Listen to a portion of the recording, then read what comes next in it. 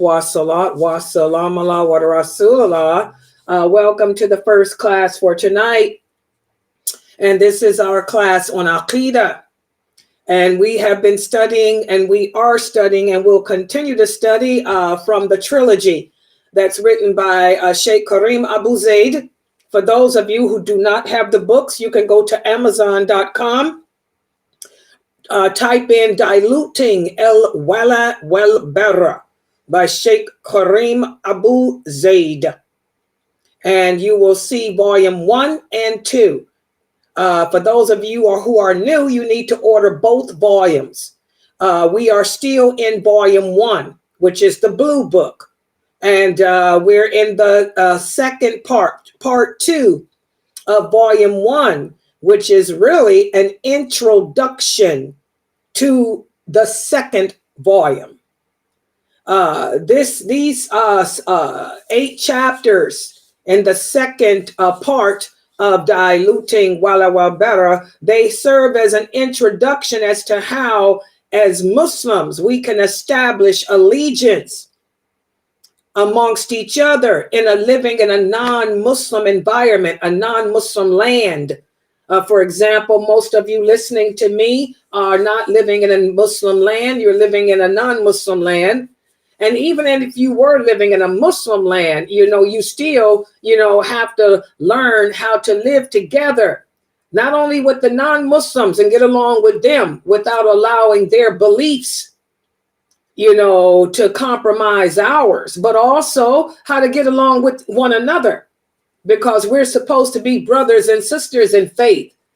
So I really love these books. Sheikh Karim Abu Zaid did an excellent job breaking it down in English, because it's very hard to find English books that are detailed as these are. And even such, you cannot teach yourself.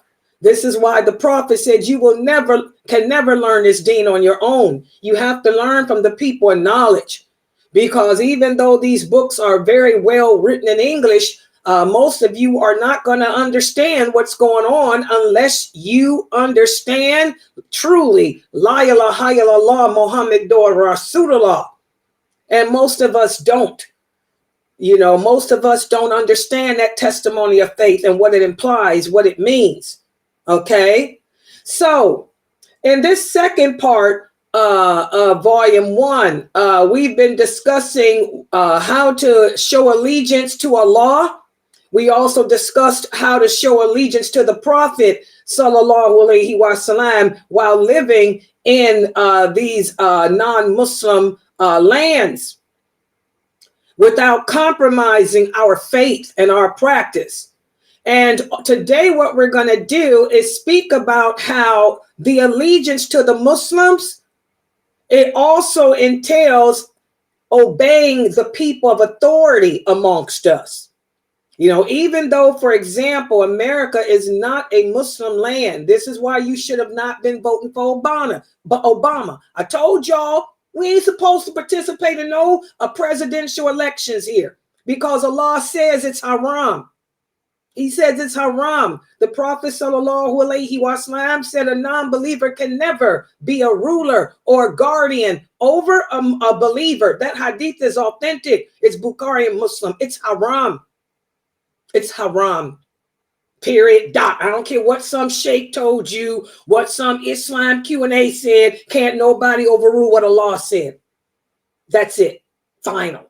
So you shouldn't have been voting, period, for not for any presidents, not for any rulers over you. Voting for a garbage man, that's something different. Voting on who's going to take out the garbage, who's going to represent this council, that's something different. But to represent you, to be guardian over you, ruler over you, a non-Muslim can never be a ruler over us. Okay? You shouldn't have been participating. Look what happened, because you did. All right? But anyway, what we're supposed to do are obey.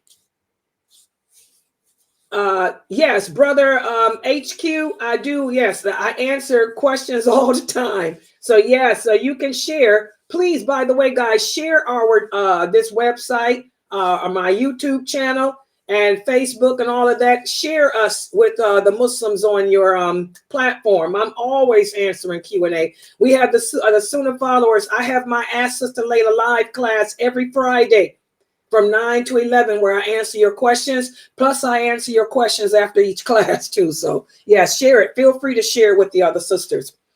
Yeah, and also, again, guys, even though we're living in a non-Muslim country, a non-Muslim environment, we have to show allegiance to each other. And that also entails obeying the people of authority, obeying the people of authority amongst us. And that's what we're going to be focusing on tonight. So give me a second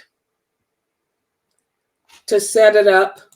And we just learned, I'm using a different streaming process. So bear with me. I've been figuring it out on my own. And I figured it out. Give me a second. Well, better. This is how I screen share. Okay, hold on. Now I got to go back to Zoom, which I'm at. Go back to here. Did I freeze? No, I didn't. Okay, I got that open. Now, for the people on Zoom, for you to see my PowerPoint, I discovered with the kids today that I have to log in and do this on another computer. So inshallah, you'll see. People on Zoom. Oh, okay. Let me stop the screen share for a second. Okay, hold on. Let me go back to you guys here. This is what you guys should be seeing on YouTube. Now, I'm going to need someone in Zoom to speak like they are a human being. Can you people in Zoom see my PowerPoint? Yes, we can. I'm talking about see it in the Zoom room. No, we can't. Okay. We can't. Okay, well, I'll need somebody to pay attention because you should now. In a few seconds here. The lag on there's lag for you guys on YouTube. There it is. There it should be popping up. Is it popping up for y'all now? Yes. Okay. Mm-hmm. Yeah. Okay, give me a second. I'm going to take this down. I learned how to make it big screen. Okay. Let me go to here. See how we have to figure it out. When you're a genius, guys, you can figure out anything. They haven't figured it out, but I did. Okay, inshallah. Here we go. I'm going to click this. Wow. See, I can still use my PowerPoint the way I like. So today we're going to speak about how, as Muslims, our allegiance to one another also entails obeying the Muslim people of authority. And let me also emphasize too, that doesn't mean that we break the laws in the non-Muslim land. We have to obey the laws. We live in America. We follow the laws. You have to have, for example, I'm going to answer your question now, sister. To live in America, to drive a car, you are required to have car insurance. If you don't have car insurance and you get in an accident, you're going to jail, or you're going to pay a fine. So we have no choice. You have to follow the laws, obey the laws. So you have to have car insurance. In America, if you don't have health insurance, you ain't going to get taken care of. You need health insurance. Okay, so we obey the laws, okay, in America. But in regards to obeying the people of authority, as Muslims, we have to obey the people of authority in our Muslim communities. We don't participate. We're not supposed to participate in presidential elections unless there was a Muslim running for president, which that ain't happening. Okay?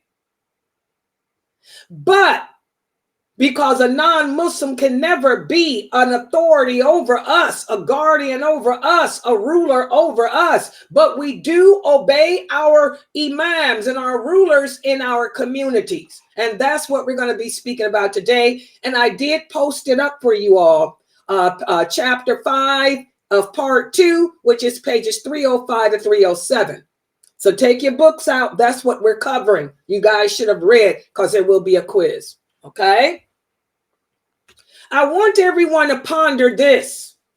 Allah says, in the interpretation of the meaning, O you who have believed. What does have believed mean?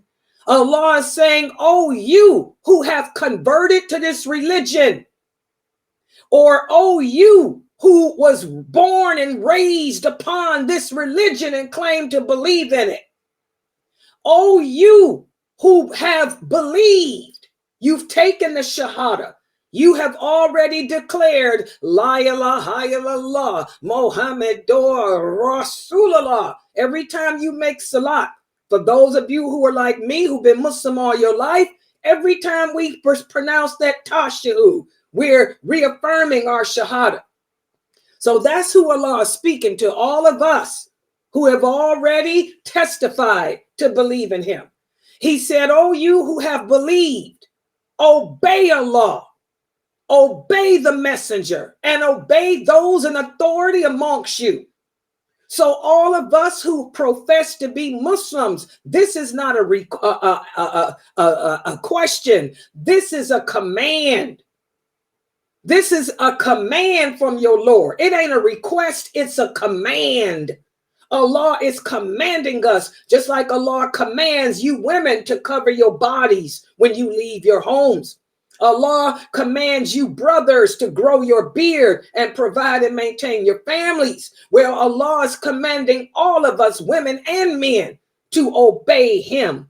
Obey the Prophet Muhammad, sallallahu alaihi wasallam, and obey those who are in authority amongst us.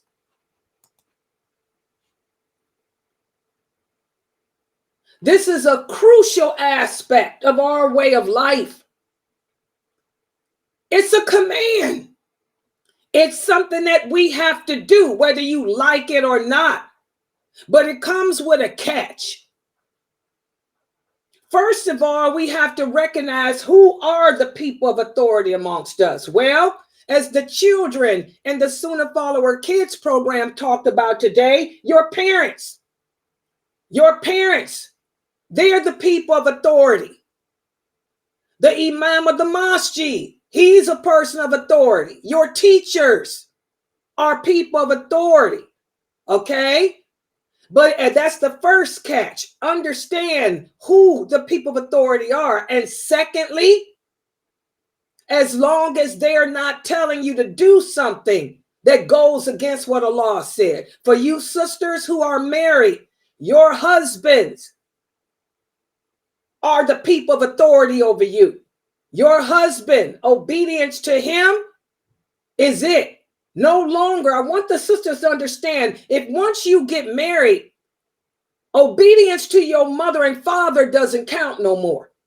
Your mother and your father are not guardians over you after you've been married. Your husband is.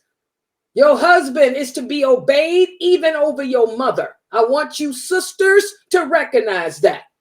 You obey your husband over your mother, over your father, over your brother. Y'all understand that, sisters? That's the reality. You don't like it? Take it up on the prayer rug with Allah.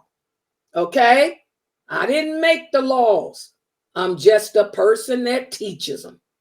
So, but it comes with a catch. As long as that person of authority isn't telling you to do something that contradicts what Allah says. That's where a lot of you sisters don't know how to draw the line. Your husband is to be obeyed over your mother, over your father. But if your husband told you to remove your hijab, you don't obey him. Because Allah says you can't remove it. If your husband tells you that you cannot seek knowledge of this religion, you don't obey him. You have a teacher that's teaching you this religion, who's breaking this deen down to you in plain, simple English, who's basing all her teachings on the Quran and the Hadith. You don't obey your husband. You tell your husband, you can't stop me from learning my deen the correct way, because this is a command from my Lord. If you don't like the person teaching, that's your problem. Perhaps you dislike something that Allah brings good through. So that's where we lose it as women. We don't know that how to draw the line with your husband.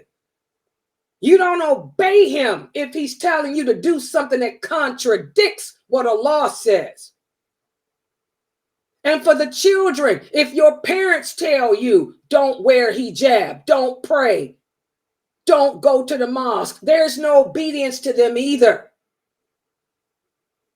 So that's the condition. We obey those in authority as long as they're not telling us to do something that contradicts what Allah says. And by the way, let me share. Somebody on YouTube left a message for me asking me, can I put the numbers of hadith? I tell you, brothers and sisters, all the time, the hadiths were not revealed in numbers. We're not Sufis. The prophet didn't say number 1, 1, 2, 3, 5, 8, 9, 10. Allah said, thou shalt not smoke cigarettes. No, we don't. That ain't it. When we, people of knowledge, learn the hadith, we memorize them by heart, their meaning. And those, they have no numbers. The numbers are what American writers or translators put in their books so you can keep track of something. But that is not part of the hadith. The hadith is not a number. So never ask lailanasheeba to give you a number. I have memorized every hadith from Bukhari, every hadith from Muslim, and every hadith from Muwatta by heart. And they are not numbers. Okay? So when I give you the hadith, all I need to do is give you the source. The source is not a number. The source is the book, Bukhari, Muslim, Tirmidhi, Dawood, Majah. That's the source, not numbers. When you guys ask for numbers, you're uneducated. And it kind of frustrates us because we're like, who taught them this nonsense? I gave you the source. That's it. All right. So this verse of the Quran, this is the Quran, by the way. This verse emphasizes the importance of obedience to Allah, obedience to his messenger, and those in authority over us. It also serves as a reminder of obedience's central role in our way of life. And also this verse emphasizes the need for us to obey the people of authority, but again, only if they are people who are, number one, not telling us to do something that contradicts the law, and also the person of authority has to be a person that's basing what they say on Quran and authentic hadith, not a fatwa, not an imam, which is what we have today. That's a big problem. All right. Listen to what the Prophet Sallallahu Alaihi Wasallam said. He said, obedience is only in that which is good. This ain't no number. Hadiths are not revealed in numbers. The Prophet didn't use numbers. What's the source? The source of this hadith is Sahih Muslim. Okay? The Prophet Sallallahu Alaihi Wasallam said obedience is only to that which is good. And this hadith serves as a reminder that obedience should not go past anything that contradicts the teachings of him or Allah. Does everybody understand that? So that's the dalil. This is the proof that I obey my husband only as long as he is telling me to do that which is good. If he's telling me to do that which is bad, there's no obedience to him. You don't want me to learn the deen. You don't want me to learn the deen correctly. I'm not obeying you in that. Okay? I'm going to learn the deen correctly from a person that is breaking it down to me, whereas it makes sense to me. How can you brothers tell? This is a sister with a question. How can you brothers tell a woman, you brothers come to America, you marry American Muslim women converts? These women don't speak Arabic. You're going to tell your wife you don't want her to listen to anyone who doesn't speak Arabic. How is she going to understand what they're talking about? That's nincompoopish. You can't tell her not to listen to nobody unless they're speaking Arabic. She's not going to understand what they're saying, and there's no obedience to you. She doesn't have to obey you in that. In fact, she shouldn't obey you because she'll never learn her deen. She'll never understand this religion correctly because she's just listening to people mutter gibberish to her. Okay? You sisters got to think and wake up. All right? You don't obey him in that. Also, another form of loyalty to the believers. Not only do we obey the people of authority, as long as they're not contradicting what Allah commands us or the Prophet, sallallahu alaihi wasallam, but also we offer guidance to each other. We're supposed to assist each other, advise each other. And we do that, as the children talked about today, by doing charitable actions. Like the kids were saying in their class today, helping one another, fulfill their needs. Helping give guidance and advice to one another's. Listen to what the Prophet sallallahu alaihi wasallam said. He said the religion is sincere goodwill. The people said, goodwill to whom? The Prophet sallallahu alaihi wasallam said, to Allah, to his book, to his messenger, and the leaders of the Muslim and the common people. What's the source? What's the source? It's not a number. The source is Bukhari and Muslim. You'll find this hadith in Bukhari and Muslim. Subhanallah. All right. This hadith highlights the importance of having sincere goodwill in Islam. And the Prophet sallallahu alaihi wasallam is emphasizing that this goodwill should be directed towards Allah, the Quran, the Prophet Muhammad, the leaders of the Muslims, and the regular believers too. Okay?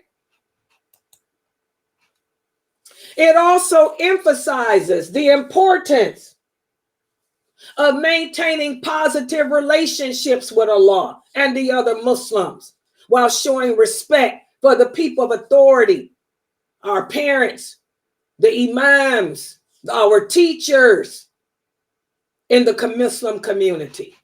So again, if we follow the laws and rules that the Prophet Muhammad sallallahu alaihi wasallam put in effect for us through Allah, then we would be happy, not happy, but content with each other, even in our non-Muslim lands. Okay?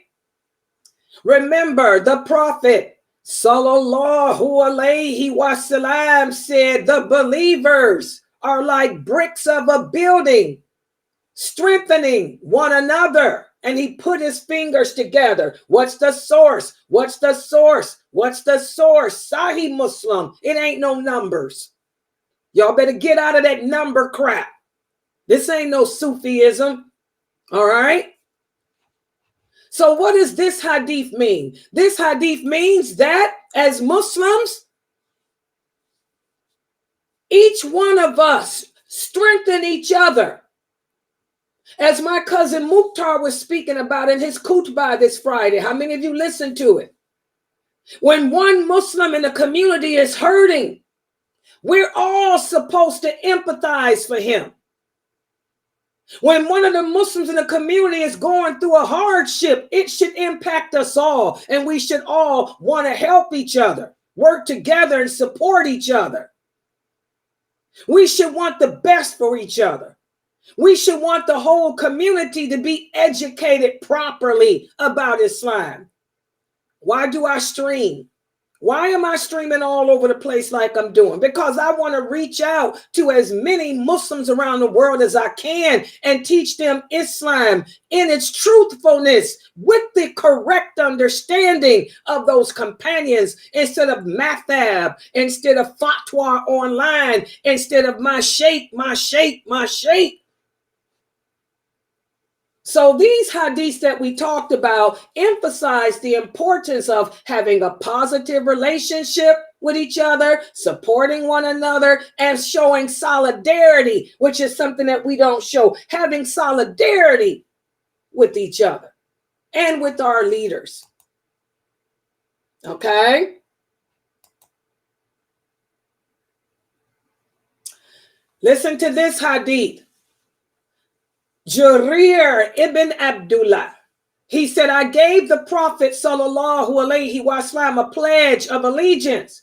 I pledged to establish the prayer, to pay the zakat, and to advise other Muslims. When he speaks about the pledge, he's talking about how when a person converted to Islam, they would give their allegiance to him. And we don't do that today. There's some imams or rulers, leaders out there that think you're supposed to give bayah to them. No. When a Mahdi comes, we'll do it then. When there's a leader over the entire Muslim nation, then that's when we pledge our allegiance to them. When the Mahdi comes, we will pledge allegiance to him. And it's called a pledge because both parties are committing, to be united as one. And there are three things that is mentioned in this hadith that signify what we're pledging to. Number one, the rights of Allah. And what is the right of Allah? It's to establish the prayer. Number two, we're emphasizing rights to each other. What are the rights to each other? To help each other, to give charity to those who are deserving of it. And we're also signifying the legal right to advise one another. Advising every Muslim is essential, regardless of their background or circumstances.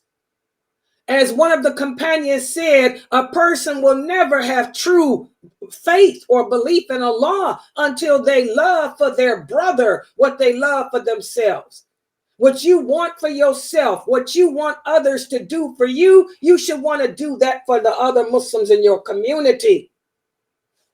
Okay? However, we have to understand that this type of allegiance only applies to Muslims, not non-Muslims. So we have to be careful. You don't go around pledging allegiance to the United States of America. That's why we don't do that in school. We don't pledge allegiance to a flag. This is why you Muslims are not supposed to be joining the non-Muslim armies. You're pledging your life. You're pledging to die and defend the principles, the Constitution and principles of the United States. We don't pledge that. Our loyalty is supposed to be towards each other, to Allah, to the Quran, to the Prophet Muhammad, not to anything else, especially if it's opposing the teachings of Islam. Also, we have another hadith where the Prophet sallallahu alaihi wasallam said, none of you will be a true believer until you love for your brother what you love for yourself. Want for your brother what you want for yourself. You want people to help you in your time of need. You don't want people to talk about you and your family in a negative way. So you're not going to do that to others. So now we get to the next part to see how well you guys understood what I just discussed. I'm going to give you a quiz. The quiz is only 3 questions, 3 scenarios. And the questions I put together today are based on the questions that the sisters in this new Muslim group have asked me. And now that I've did today's class, let's see if you sisters can answer the questions. First question: your husband is to be obeyed. He tells you he does not want you listening to Sunnah followers and refers you to another website. You must obey him and stop coming to Sunnah followers and go to the other website. Is this statement true or false? Get on the mic because I can't see. Just take the mic.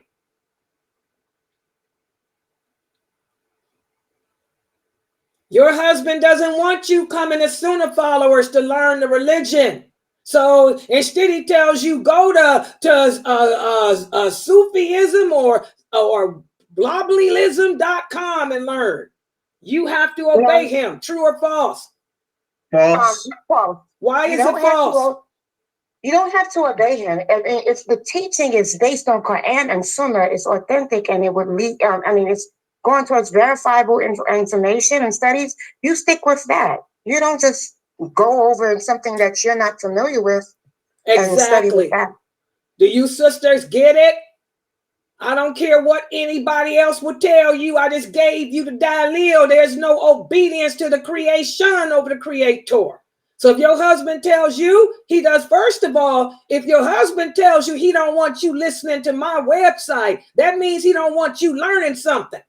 Maybe he trying to hide. He want to keep you ignorant. Okay?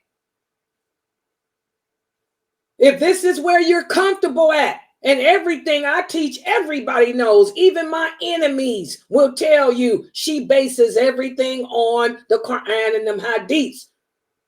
Even the people that don't like me would tell you, you can't get Layla with them hadiths, man. She'll break them down in a heartbeat. So no, you don't obey him. What about this? Your husband tells you that you cannot be friends with a certain sister because he has heard too many rumors about her character. You must obey him. Is this true or false? This is another question one of the sisters asked. Based on my lecture today, what do you say?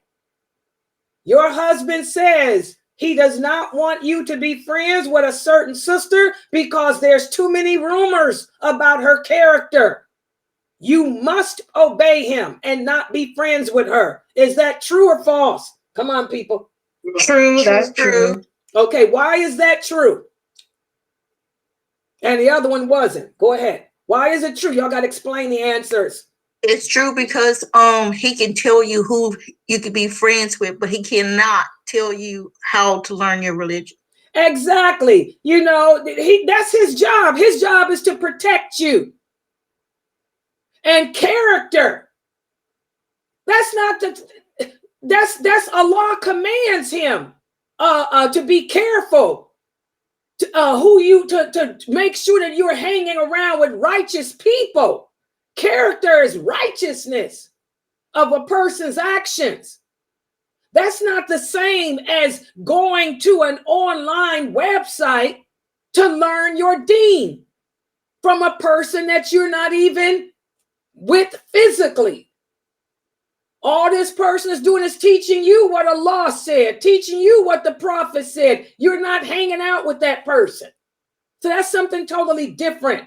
So yes, you sisters obey your husbands. Your husband has the right to choose your friends, but he don't have the right to tell you what to learn and how to learn it and screen what you learn. Seeking knowledge is an obligation from Allah. Okay, good job. What about this? Last question. Your husband tells you that you cannot learn from a certain sister because he has heard too many rumors about her character. He cannot find anything wrong with her teachings, but he's heard rumors about her character. You must obey him. Now it gets tricky. Is this true or false?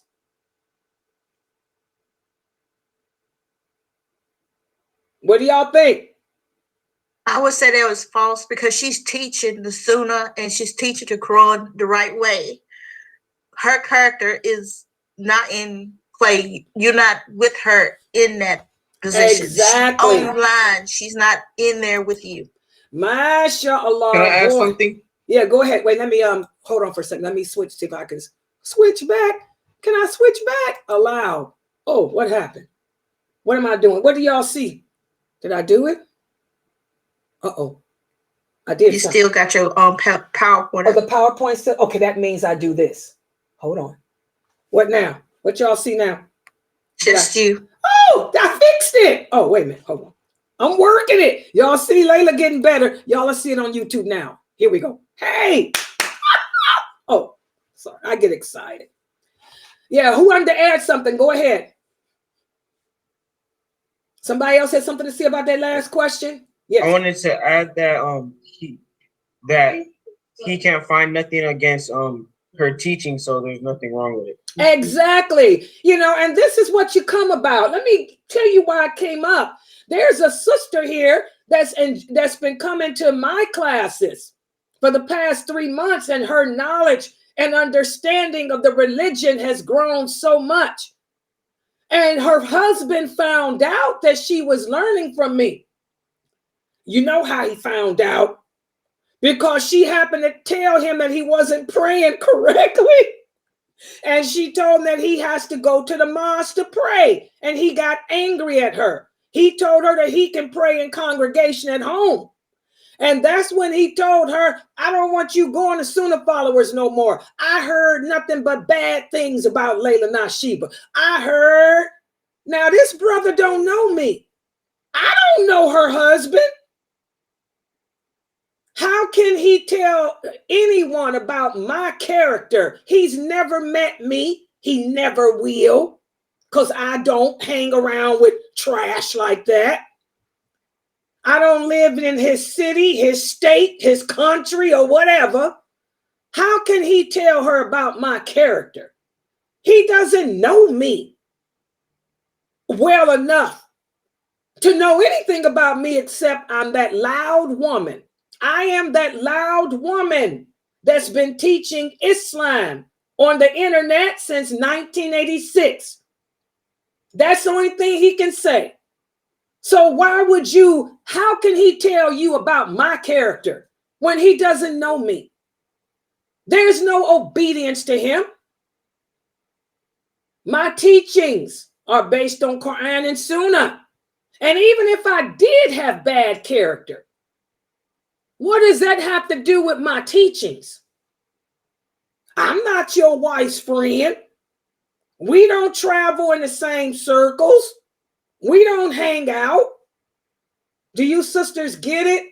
You sisters are gonna have to start using, all this information that I'm teaching y'all and applying it in your lives. A lot of you are new converts, and your husbands, are afraid. They're afraid that you're going to learn, like this sister did, things that he's not doing. Your husband should be at the mosque. And like that sister says, she wakes him up. She tells him to go to the mosque to make fajr. That's her job. And look at all the blessings she's getting for doing that. He gets angry and tells her, I don't want you going to Sunnah followers. I don't like that sister. I heard bad things about her.